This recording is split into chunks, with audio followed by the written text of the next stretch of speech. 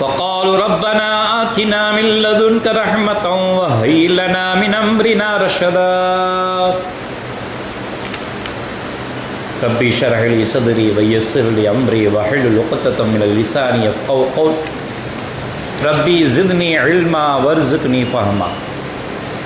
என் பெருமானார் ரசூலே கரீம் ஸல்லல்லாஹு அலைஹி வஸல்லம் அவர்கள் மீது ஸலவாத்தி சொல்லுவோமாக.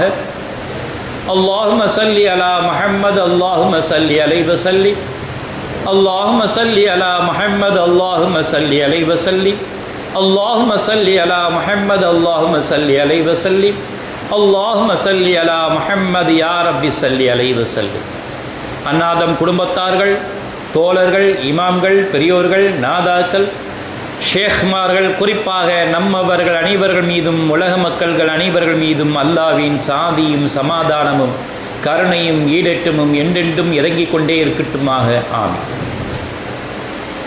அல்லாஹ்வின் நல்லடியார்களே, அருமை பெரியார்களே, இந்த உலகம் இரவாக இருந்து விடாது அல்லது பகலாக இருந்து விடாது. இரவும் பகலும் மாறி மாறி வருவதைப் போல, துன்பமும் இன்பமும் மாறி மாறி வருவதைப் போல, நஷ்டமும் லாபமாக மாறி மாறி வருவதைப் போல, துயரமும் மகிழ்ச்சியும் மாறி மாறி வருவதைப் போல, இழப்பும் புது வரவும் மாறி மாறி வருவதைப் போல இந்த உலகம் உணர்ந்து கொண்டே தான் இருக்கும். யாருக்குமே இன்பம் நீடித்திருக்கின்றது, துன்பம் நீடித்திருக்கின்றது, துயரம் நீடித்திருக்கின்றது, அல்லது இறப்பே இல்லாமல் இருக்கின்றது, அல்லது புது வரவு வராமல் இருக்கின்றது என்பது சொல்லவே முடியாது. எல்லோருக்கும் மாறி மாறி வரக்கூடிய ஒன்றுதான் இந்த உலக வாழ்க்கை.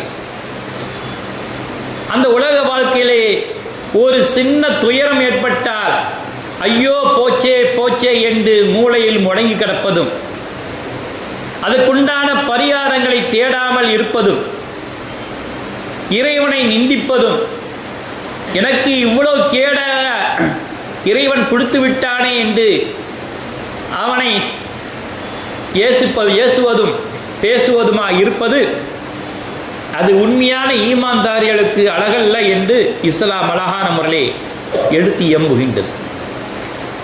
ஏனென்றால் ஒரு துயரம் வரும் பொழுது உங்களுக்கு சக்தி முழுவதையும் அல்லாஹ் எடுத்து மூளையில் முடங்கி போட வைக்கவில்லை. இன்னும் சொல்ல போனால் ஊகமத்தால் அழிவுக்குண்டான இடங்களிலே வீடுகள் இழந்து, நாடுகளில் இழந்து, பச்சிளம் குழந்தை தாய் தந்தை இழந்து பரிதவிக்கக்கூடிய நிலைமையிலும் அல்லாஹ் காப்பாற்றக்கூடியவனாக இருக்கின்றான் என்று சொல்லப்படுகிறது. பாலஸ்தீனத்தில் எவ்வளவு துயரங்கள், காசாவில் எவ்வளவு துயரங்கள். இந்த துயரங்கள் அங்கே மட்டும்தான் நடக்குமா? எல்லா நாடுகளுக்கும் உருவாக்கக்கூடிய ஒன்றுதான். ஒரு சின்ன பூகம்பம், ஒரு சின்ன கடல் கொந்தளிப்பு, அல்லது மலைகள் பஞ்சு பஞ்சான பறக்கக்கூடிய நேரம், தீப்புலம்பாக மலைகள் கக்கக்கூடிய நேரம், இதுதான் நடக்காது என்று நாம் சொல்லிவிட முடியாது. பூமியை அல்லாஹ் தஆலா கட்டளையிட்டால் நடந்து போகின்ற அனைத்து மக்களையும் நீ அவருடைய காலை பிடித்து இழுத்து விடு என்று கட்டளையிட்டால் ஒரு இஞ்சு கூட நம்மால் நகர முடியாது. அப்படிப்பட்ட துயரங்களும் வராது என்று நினைத்து கொண்டிருக்கின்றோமா? இல்லை அவ்வளோ பெரிய துயரங்கள் நம்மிடம் வந்துவிட்டது என்று நினைக்கின்றோமா? நிச்சயமாக அவ்வளோ பெரிய துயரங்கள் வரவும் கூடும், நமக்கு வரவும் இல்லை. ஆனால் சாதாரண துயரங்களை நினைத்து கொண்டு மூளையில் முடங்கிக் கொள்வது எவ்வளோ பெரிய ஈமானுக்கு பங்கம் விளைக்கின்றது என்பதை நாம் சிந்தனை செய்து பார்க்க வேண்டும். அல்லாஹ் தஆலா நம்முடைய உழைப்பை வீணாக்கவில்லை, நம்முடைய நேர்மையை வீணாக்கவில்லை, நம் அறிவை வீணாக்கவில்லை, நம் திறமையை வீணாக்கவில்லை, நம்மோடு தொடர்புள்ள நம் நண்பர்களை வீணாக்கவில்லை, நம்முடைய வாடிக்கையாளர்களை வீணாக்கவில்லை, இன்னும் வியாபார தலங்களில் கொடுக்கல் வாங்கலை வீணாக்கவில்லை. வியாபாரத்திலே முடங்கிவிட்டோம், ஆனால் தொடர்புள்ளவர்கள் இருக்கின்றார்கள், கை தூக்கக்கூடியவர்கள் இருக்கின்றார்கள். அவர்களை பிடித்து முன்னேற அல்லாஹ் தஆலா ஏதாவது வழி வகுப்பான் என்ற நம்பிக்கை நம் உள்ளத்தில் இருக்க வேண்டும். ஆகவே தான் அல்லாஹ் தஆலா சொல்லி காட்டுகின்றான், எல்லாம் போச்சே என்று கவலைப்படாதீர்கள். ஹுவல்லதீ ஜஅல லக்குமுல் அர்ல ஸலூலன் ஃபம்ஷூ ஃபீ மனாகிபுஹா வகுலூ மின் ரிஸ்கிஹி வஇலைஹி நுஷூர் என்று அல்லாஹ் தஆலா சொல்லி காட்டுறான். சூரா முல்க்ல சொல்லி காட்டக்கூடிய ஒரு வசனம். அவனே உங்களுக்கு பூமியை நீங்கள் வாழ்வதற்கு வசதியான இடங்களை விசாலமாக்கி தந்திருக்கின்றான். எல்லா வசதி வாய்ப்புகளையும் அவன்தான் தந்திருக்கின்றான். ஆகவே அந்த இடங்களிலே சந்து பொந்து எங்கெல்லாம் இருக்கின்றதோ அங்கெல்லாம் நுழைந்து நுழைந்து நீங்கள் வியாபாரத்திலே அவருடைய வாழ்வாதாரத்தை தேடிக்கொள்ளுங்கள், உண்ணுங்கள், வியாபாரத்தை பல்வி பெருகுங்கள், உழையுங்கள் என்று அல்லாஹ் தஆலா இந்த ஆயத்தில் அழகான மொழி சொல்லி காட்டி, முடங்கி போவாதீர்கள், எல்லாம் போச்சு என்று முடங்கி போவாதீர்கள், அல்லாஹ் ஏதாவது வழியை காட்டுவான் என்று நம்பிக்கை கொள்ளுங்கள் என்று அல்லாஹ் தஆலா சொல்லி காட்டினான். நாம் இந்த பூமிக்கு வரும்போது எவ்வளோ கோடியை கொண்டு வந்தோம்ப்பா, போகும்போது ஒரு பல கோடியை கொண்டு போகிறோம் என்று எதாவது சொல்ல முடியுமா? கொண்டு வரும்போது ஒன்றும் இல்லாமல் வந்தோம், போகும்போது ஒன்றும் இல்லாமல் போகின்றோம். இந்த இடைப்பட்ட காலத்திலே என்ன அல்லல் பாடு? நாளை என்பதை என்னிடம் நீ கேளு என்று அல்லாஹ் சொல்லி காட்டுகிறார். என்னைக்கு நமக்கு கஷ்டம் வர ஆரம்பிச்சதோ, என்னைக்கு ஆரம்பிச்சிச்சு? நாம் நாளை நாளை என்பது இறைவனை நம்பாமல் சேமித்து வைக்கக்கூடிய காலம் வரும்பொழுது அதிலே சிரமங்களையும் இன்னல்களையும் அதிகமாக்கி விட்டான். நாளைக்கு உடம்பு சரியில்லாமல் போச்சுன்னா என்ன அது?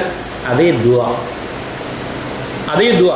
நாளைக்கு ஹார்ட் அட்டாக் வந்தால் ஒரு 10 லட்சம் ஒதுக்கி வைக்கணுமே, நாளைக்கு கால் ஏதாச்சும் ஆயிடுச்சுன்னா அதுக்கு ஒரு 5 லட்சம் ஒதுக்கி வைக்குமே என்று சொல்வது கூட துவாவாகிவிடக்கூடாது. அதுக்கு தானே ஒதுக்கி வச்சேன், இந்தா கொடுத்து விட்டேன் என்று அல்லாஹ் தஆலா நம்மைக்கு கொடுத்து விடக்கூடாது என்று இஸ்லாம் அழகான வழி சொல்லிக்காட்டு. எதுக்கு மாத்திரை கூட தேவையில்லாமல் வாங்கி வைக்காதீர்கள், அது துவா சென்று கொண்டே இருக்கின்ற. எனக்கு எந்த தலைவலிக்காண்டி மாத்திரை வாங்கி வச்சிருக்காரு, இவருக்கு தலைவலியை கொடு, என்னை வீணாக்கி விடாதே என்று அந்த மருந்து கூட துவா செய்யக்கூடிய நேரம். எல்லா பொருளும் அல்லாஹ்விடம் துவா செய்கின்றது. ரிஸ்கை அதிகமாக்கி கொள்ளுங்கள், உணவு தானியங்களை அதிகமாக்கி கொள்ளுங்கள், அது துவா செய்யும். யா அல்லாஹ் இவருக்கு ரிஸ்கை அதிகமாக்கும். உணவு தானியங்களை சேமித்து வைப்பதன் மூலமாக அந்த உணவு தானியங்கள் நமக்காக துவா செய்கின்றது. இப்படி சேமித்து வைக்கின்றாரே, இவருடைய தேவையை அதிகரித்துக் கொள்வாயாக. யா அல்லாஹ் உணவு ஆகாரத்துக்காண்டி நான் பணத்தை சேமித்தேன், அந்த பணம் துவா செய்கின்றேன். எந்த நல்ல விஷயத்துக்காக வேண்டி, என் பிள்ளைகளுக்காக வேண்டி சேமித்து வைக்கின்றேன், நல்ல விஷயம்.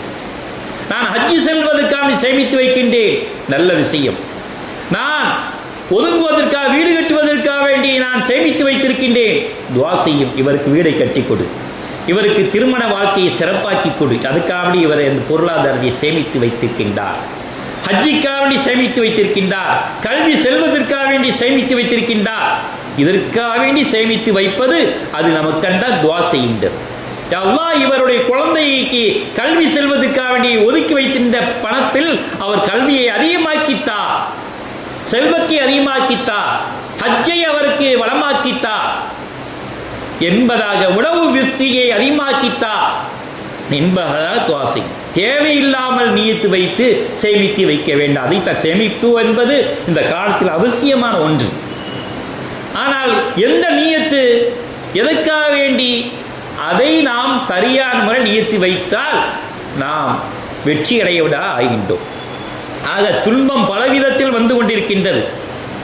முதலிலே என்ன துடிக்கின்றது? வாய் தான் துடிக்கின்றது, ஐயோ போச்சே, இவ்வளோ நஷ்டமாக போச்சே. அடுத்து இதயம் கவலை கொள்கின்றது, அல்லாஹ் இப்படி ஆக்கிட்டானே, அவனுக்கு இரக்கமே இல்லை, அவர் கிடைக்கலையா, இவர் கிடைக்கலையா, இவர் எப்படி இருக்காரு, அவர் எப்படி இருக்காரு, என்னை போட்டு இப்படி வாட்டி வதைக்கின்றானே. நிச்சயமாயிரு, அல்லாஹ் புடம்போட்டு தங்கமாக மாற்றுவதற்காக வேண்டி உங்களுக்கு துன்பத்தை கொடுக்கின்றான், சொர்க்கத்தை கொடுப்பதற்காக வேண்டி அல்லாஹ் துன்பத்தை கொடுக்கின்றான் என்று பெருமானார் ரசூலுல்லாஹி கரீம் ஸல்லல்லாஹு அலைஹி சொல்லிக்காட்டு. ஒரு மனிதனுக்கு ரொம்ப பிரியமான விஷயம், 2 விஷயம், ரொம்ப பிரியமான விஷயம். அந்த பிரியமான 2 விஷயத்தை நான் எடுப்பதன் மூலமாக அவருக்கு சொர்க்கத்தை கொடுக்கின்றேன் என்று அல்லாஹ் தஆலா சொல்லிட்டார். பெருமானார் ரசூலுல்லாஹி கரீம் ஸல்லல்லாஹு அலைஹி வஸல்லம் இந்த ஹதீஸை சொல்லி காட்டுகின்றார். அப்படி என்ன 2 விஷயம்? மனிதனுக்கு ரொம்ப பிடித்தமான விஷயம் 2 கண்கள் தான் என்று சொல்லி காட்டினார்கள். 2 கண்களை அல்லாஹ் தஆலா எடுத்து விட்டார் என்றால் கவலை கொள்ளாதீர்கள், அதற்கு பகரமாக அல்லாஹ் தஆலா சொர்க்கத்தை கொடுக்க நாடிவிட்டார் என்று பெருமானார் ரசூலுல்லாஹி கரீம் ஸல்லல்லாஹு அலைஹி வஸல்லம் சொல்லி காட்டினார். உலகத்திலே எதையெல்லாம் பிரியம் நம்ம சொல்ல முடியும்? கண்ணு மட்டும்தான் ஒரு மனிதனுக்கு ரொம்ப பிரியமானது. கண்ணு இல்லைன்னா வாழ்க்கையே இல்லை, எதையும் பார்க்க முடியாது. அனுபவிக்கிறதுக்காண்டி ஒரு பொருளை தொட்டு பார்க்க கண்ணு அவசியமாயிருக்கின்றது. ஒரு மனிதரை பார்ப்பதற்காக, அழகை ரசிப்பதற்காக வேண்டி, எங்கே சுதந்திரமாக போவதற்காக வேண்டி எந்த இடத்துக்கு போனாலும் சரி கண்ணு அவசியம் அல்லவா? அதுதான் மனிதனுக்கு ரொம்ப பிரியமான வஸ்து என்று பெருமானார் ரசூலுல்லாஹி கரீம் ஸல்லல்லாஹு அலைஹி வஸல்லம் சொல்லி காட்டினார்.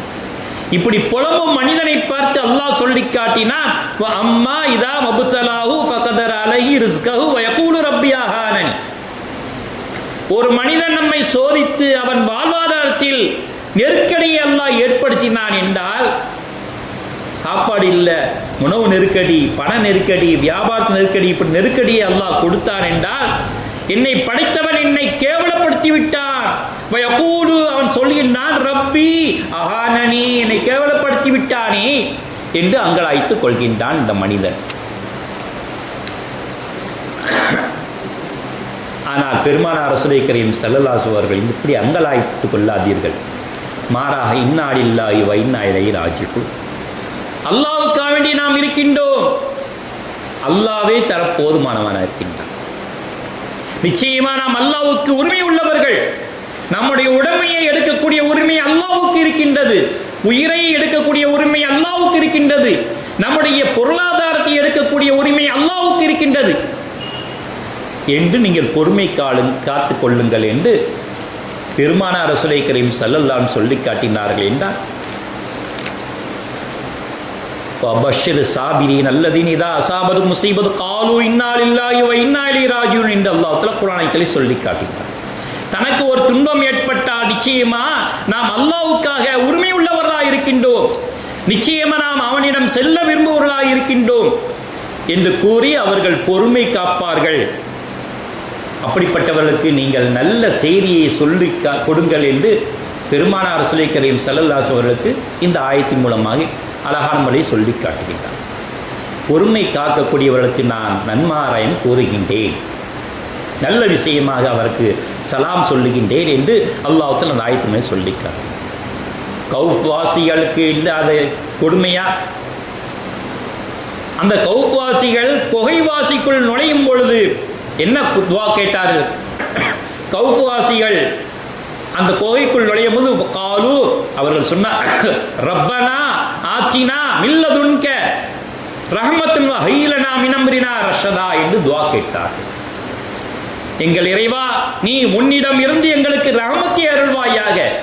இந்த குகையில் நாங்கள் தஞ்சம் புரிஞ்சிட்டோம், இந்த மன்னர் எங்களுக்கு குடும்பப்படுத்துகிறார், இந்த குகைக்குள்ளே நுழைஞ்சிட்டோம், எங்களுக்கு ரஹ்மத்தை அருள்வாயாக. இன்னும் நீ எங்களை வைத்து நீ என்ன காரியம், நலவான காரியம் நடக்க வேண்டும் என்று நாடி இருக்கின்றாயோ அந்த நலவான காரியங்களை சீர்திருத்தி தருவாயாக. எவ்வளோ அழகான துவா! எங்களை கொண்டு என்னை படைச்சதுக்கு நோக்கம் என்னமோ அது நல்லபடியாக ஆக்கி அல்லாஹ் என்னை சீர்படுத்து, என்னுடைய காரியத்தை லேசாக்கு, அழகான முறையை சொல்லி காட்டினார். இப்படியாக நல்லோர்கள் பொறுமை காத்து இந்த துவாவை கேட்பார்கள் என்று பெருமானார் ரசூலுல்லாஹி கரீம் ஸல்லல்லாஹு அலைஹி வஸல்லம் சொல்லி காட்டினார். மற்றொரு விஷயமாக ஹஜரத் உம்மு சல்மா ரலியல்லாஹு தஆலா அவர்கள் தனது கணவர் அபு சல்மா ரலியல்லாஹு தஆலா அவர்கள் காலமாகிவிட்டார்கள். ஒரு பெண்மணிக்கு கணவன்தான் உற்ற துணை. அப்படிப்பட்ட கணவரை இறந்துவிட்ட பிறகு கண்ணீர் வடித்து கொண்டு அமர்ந்திருக்கின்றார்கள். பெருமானார் ரசூலுல்லாஹி கரீம் ஸல்லல்லாஹு அலைஹி வஸல்லம் அவர்கள் உம்மு சல்மாவை, என்ன அமர்ந்திருக்கின்றீர்கள்? என் கணவர் இறந்து விட்டார், அதற்காக வேண்டி இப்படியா அமர்ந்து கொள்வது? இந்த துவாவை ஓதிக்கொண்டே செல்லுங்கள், அதைவிட சிறந்த துவாவை, சிறந்ததை உங்களுக்கு அல்லாஹ் கொடுப்பார். இன்னா லில்லாஹி வ இன்னா இலைஹி ராஜிஊன் அல்லாஹும்ம அஜிர்னி ஃபீ முஸீபத்தி வ அக்லிஃப் லி கைரம் மின்ஹா. இந்த துவாவை ஓதி காட்டுங்கள், ஓதிக்கொண்டே இருங்கள். நீங்கள் இழந்த பொருளை விட சிறந்த பொருளை அல்லாஹ் கொடுப்பான்.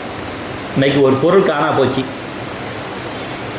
அல்லாஹும்ம அஜிர்னி ஃபீ முஸீபத்தி வக்லிப் லி கைரம் மின்ஹா, அதில் ஒரு ஏதோ முசீபத்து இருக்குது, காணா போச்சு, அதை விட சிறந்த துவாவை எனக்கு குடியா அல்லாஹ் கேட்கிறது இஸ்லாத்தின் வழிமுறை.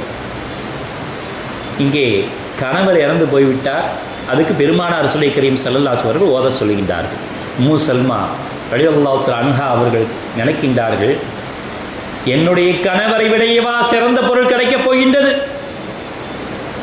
என்னுடைய கணவரும் நானும் எவ்வளவு அந்யோன்யமாக வாழ்ந்திருக்கின்றோம் என்பது எங்களுக்கு தெரியும், எவ்வளவு அன்பாக வாழ்ந்திருக்கின்றோம் என்பது எங்களுக்கு தெரியும், இதை விட சிறந்த வாழ்க்கை, இதை விட சிறந்தமான கணவர் எங்களுக்கு கிடைக்க வேண்டும் என்று பெருமானார் ரசூலை கரீம் ஸல்லல்லாஹு அலைஹி வஸல்லம் இந்த துஆவை ஓத சொல்லியிருக்கின்றார்களே, நிச்சயமாக இந்த துஆ எங்களுக்கு சிறந்த கணவனை அடைந்து தராது என்று அவர்கள் நினைத்துக் கொள்கின்றார்கள். இருந்தாலும் பெருமானார் ரசூலை கரீம் ஸல்லல்லாஹு அலைஹி வஸல்லம் அவர்கள் சொல்லிவிட்டார் என்பதற்காக அதை ஓதிக்கொண்டே வருகின்றார்கள். கடைசியில் யார் கணவராக அமைந்தார்கள் தெரியுமா? பெருமானார் ரசூலை கரீம் ஸல்லல்லாஹு அலைஹி வஸல்லம் அவர்களே அவர்களுக்கு கணவராக அமைந்தார்கள் என்று வரலாற்று சொல்லுகின்றது. அப்பொழுதுதான் உம்மு சல்மா உங்கள் துஆ வென்று விட்டது என்று சொன்னார்கள். நீங்கள் சொல்லித்தந்த துஆ வென்று விட்டது, என் கணவனை விட சிறந்த கணவராக நான் உங்களை அடையக்கூடிய பாக்கியம் கிடைக்க பெற்றேன் என்று உம்மு சல்மா ரலியல்லாஹு தஆலா அவர்கள் சொன்னார்கள். என்றால் துஆவின் மூலமாக கஷ்டங்களை நீக்க முடியும், துஆவின் மூலமாக சிரமங்களை நீக்க முடியும் என்று பெருமானார் ரசூலை கரீம் ஸல்லல்லாஹு அலைஹி சொல்லி காட்டினார். தன் தாய் தன் குழந்தை 2 அடி அடித்தால் அந்த குழந்தை என்ன செய்யும்? கோச்சிட்டு ஒரு மூலையில் அமரும். 2 நிமிஷம் 3 நிமிஷம் கோபமாக இருக்கும், 4ஆம் நிமிஷம் எம்மான்னு ஓடி வந்து கட்டி அணைச்சி. அப்படிப்பட்ட அன்பை அல்லாஹ் தஆலா எதிர்பார்க்கின்றான் என்று சொல்லி காட்டினார். நான் கொடுத்த துயரத்தை நீ காலமெல்லாம் நினைத்து என்னை நிந்தித்து என் மீது கோபம் கொள்ளாமல் எனக்கு துயரம் குடித்த அல்லாஹ் எனக்கு நல்லதை செய்வான் என்று 2 ரக்காத்து தொழுது என்னை ஆறத் தழுவி அரவணைக்கக்கூடிய அடியானை நான் நேசிக்கின்றேன் என்று அல்லாஹ் தஆலா எதிர்பார்க்கின்றான் அடியானை என்று பெருமானார் ரசூலை கரீம் ஸல்லல்லாஹு அலைஹி சொல்லி காட்டினார்கள். என்றால் அந்த அளவுக்கு துயரத்தில் நாம் இறைவனை நினைக்கின்றோமா என்பதை நாம் சிந்தனை செய்து பார்க்கிறோம். ஹலரத் சஅத் பின் அபி வக்காஸ் ரலியல்லாஹு தஆலா அவர்கள் ஹஜ்ரத்துல் விதா அன்று பெருமானார் ரசூலை கரீம் ஸல்லல்லாஹு அலைஹி அவரை அழைத்து வாருங்கள், எனக்கு நோய் அதிகமாகிவிட்டது, நான் மரணமடைய போகின்றேன் என்று சொல்லி காட்டினார்கள். நான் மரணமடைய போகின்றேன் என்று சொல்லி காட்டுகின்றார்கள். பெருமானார் ரசூலை கரீம் ஸல்லல்லாஹு அலைஹி வஸல்லம் என்ன விஷயம் பார். சஅத் பின் அபி வக்காஸ் ரலியல்லாஹு தஆலா கேட்கின்றார்கள், என்னுடைய சொத்துக்களை முழுவதும் தானம் தரும் செய்ய போகின்றேன். உங்களுக்கு வாரிசு ஒரே ஒரு பையன் இருக்கான், எதற்காக வேண்டி நான் மரணம் அடைய போகின்றேன். அப்படின்னா உங்கள் வாரிசை அந்த இடத்துல விட்டுட்டு போகாதீங்க, அடுத்தவங்க கையேந்த மாதிரி வச்சுட்டு போகாதீங்க, அப்படி கொடுக்கறது எனக்கு பிடிக்கல. சரி பாதியாவது கொடுக்குற, அதுவும் எனக்கு பிடிக்கல. 3இல் 1வது அதுவும் வேண்டாம். ஏன் இப்படி அங்கலாய்த்துக் கொள்கின்றீர்கள்? நிச்சயமா அல்லாஹ் தஆலா உங்களை வைத்து ஒரு நாட்டை வெற்றி அடைய வைக்கப் போகின்றான், ஒரு நாடு தோல்வியறப் போகின்றது, நீங்கள் உயிரோடு வாழ்வீர்கள் என்று பெருமானார் ரசூலை கரீம் ஸல்லல்லாஹு அலைஹி சொல்லி காட்டினார். உமர் ரலியல்லாஹு தஆலா காலம் வரை அவர்கள் உயிரோடு இருந்தார்கள். அதற்கடுத்து பாரசீகம் வெல்லப்பட்டது. அப்படி பாரசீகத்தில் போர் தளபதியாக 6000 படை வீரர்களுக்கு தளபதியாக அவர் சென்றார்கள். அப்பொழுது தைக்கரை சென்ற அந்த நதியினுடைய அணைக்கட்டை உடைக்கின்றார்கள் எதிரிகள். வெள்ளம் கடை புரண்டு ஓடுகின்றது. இதை தாண்டியா வரப்போகின்றார்கள்? வந்து பாருங்கள். அபீ வக்காஸ் ரலியல்லாஹு தஆலா அவர்கள் தன் குதிரை படை வீரர்களை ஏவுகின்றார்கள், தண்ணீரில் நடங்கள் பிஸ்மில்லாஹ், அல்லாஹ் தஆலாவுடைய உதவியை கொண்டு தண்ணீரில் நடக்கின்றார்கள். தண்ணீர் குதிரையுடைய கால் கால் குழம்பில் கூட தண்ணீர் படவில்லை. இவர்கள் மனிதர்களே அல்ல, இவர்கள் தேவ தூதர்களே தவிர மனிதர்கள் அல்ல என்று விரண்டு ஓடி அந்த பாரசீக இதை வெற்றி அடைகின்றார்கள். என்றால் கஷ்ட நிலையிலே நாம் கவலைப்பட்டு முடங்கிவிடக்கூடாது என்று பெருமானார் ரசூலை கரீம் ஸல்லல்லாஹு அலைஹி வஸல்லம் சொன்னார். நாம் இறந்து போகின்றோம் அவர் முடங்கி போக விடவில்லை. நீங்கள் காலமுலாம் வாழப் போகின்றீர்கள், ஒரு நாட்டை ஆளப் போகின்றீர்கள், வெல்லப் போகின்றீர்கள் என்று அவர்களுக்கு உறுதி கொடுக்கின்றார்கள் என்றால் நாம் துஆவின் மூலமாகத்தான் அல்லாஹ் தஆலா வெற்றி பெற முடியும். கவலையை கொண்டு முடங்கி போகாமல் நாம் காலம் முழுவதும் நம்மை படைத்தவனை நினைத்து கொண்டு நாம் வாழ நினைத்தோம் என்றால் கவலைகள் கரைந்து போகும். ஆகவே அருமை பெரியார்களே, அப்படிப்பட்ட வாழ்க்கையை வாழுமாக யா அல்லாஹ் எங்கள் கவலைகளையும் துயரங்களையும் துக்கங்களையும் நீக்கி உன்னுடைய அன்பை பெறக்கூடியவர்களாக எங்களை ஆக்கி அருள்வாயாக. வாஹிதன் அல்ஹம்துலில்லாஹி ரப்பில் ஆலமீன். بارك الله لنا ولكم القرآن الحكيم ونفعنا وإياكم بالآيات والذكر الحكيم إنه تعالى جواد كريم رب كريم.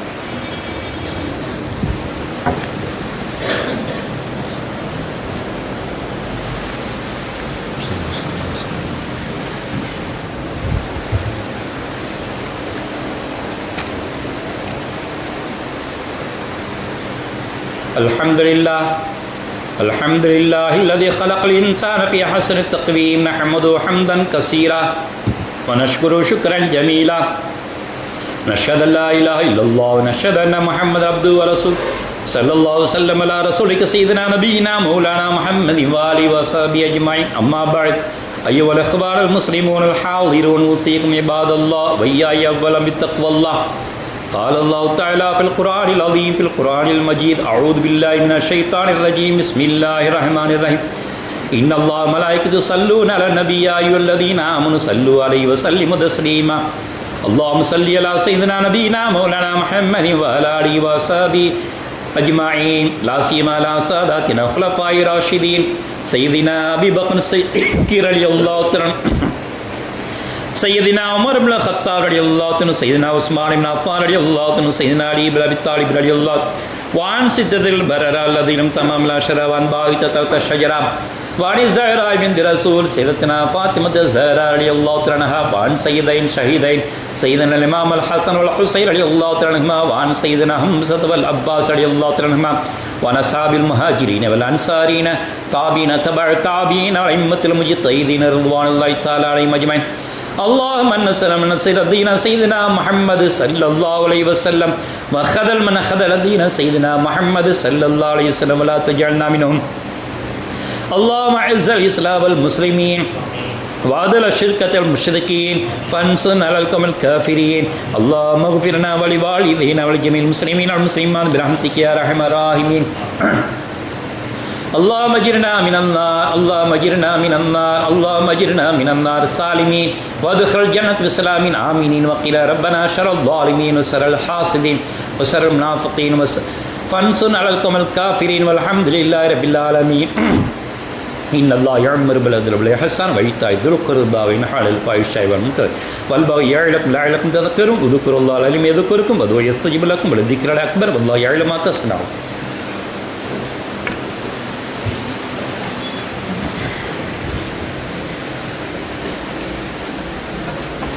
அஸ்ஸலாமு அலைக்கும் வரஹ்மத்துல்லாஹி தஆலா பரகாத்துஹு. தொழுகையிலே இரண்டாவது ரக்காத்தில் பாலஸ்தீன மக்களுக்காகவும் காசா மக்களுக்காகவும் குனுத்து ஓதி துவா கேட்கப்படுகின்றது. இந்த வாரம் வியாழக்கிழமை காரைக்கால் முஸ்லிம் ஜமாத்தார்கள் அனைவரிலும் ஒரு நோன்பு நோற்று அவர்களுக்காக வேண்டி துவா செய்யுமாறு காரை மாவட்ட ஜமாத் உலமா சார்பில் கேட்டுக்கொள்ளப்படுகின்றார். அஸ்ஸலாமு அலைக்கும்.